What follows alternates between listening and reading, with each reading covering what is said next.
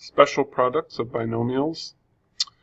The first concept we're looking at is looking at binomials with the form a plus b and squaring them. Okay? And this results in what's called a perfect square trinomial. So that is the case where we have a plus b squared, all right, and it can be represented as the area of this square, right? The square that's broken up into one large red square, two of these rectangles, and then one smaller square. Okay, the idea is we've got side lengths of a plus b. So to find the area, we're going to have a plus b squared, because the area of this square is side times side, right? What we can do is we can use this idea to build a formula where we're always going to have the same result when we square two positive values that we're adding together. All right, and if we look at this, okay, we're going to FOIL it. So we're going to do first a times a be a squared, and then a times b and b times a. Okay, so that would be 1ab, 2ab, and then our last is b squared. Okay, and no matter what values I put in for a and b, this is always going to be the result. Okay, this is my perfect square trinomial. A squared plus 2ab plus b squared.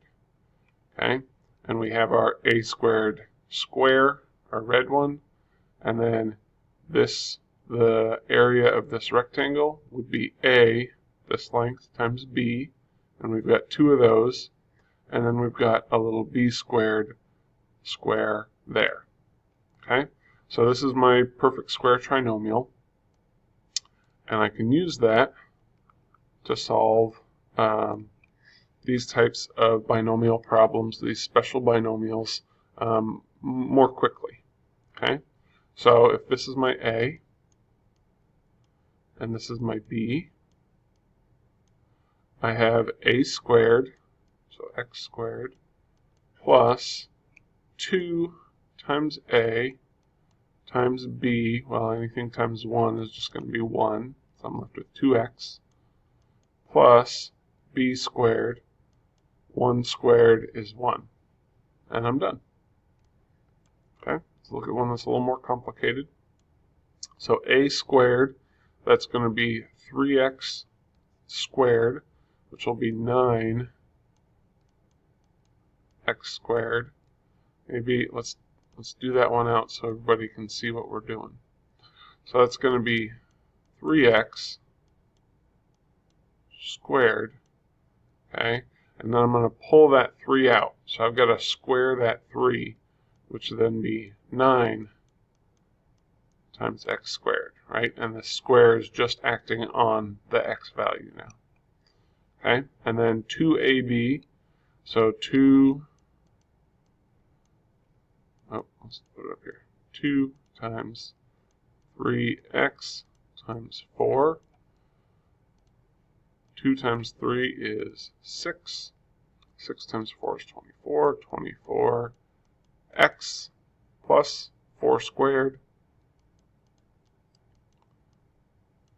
is going to be plus 16. And there we go. And here is my perfect square trinomial.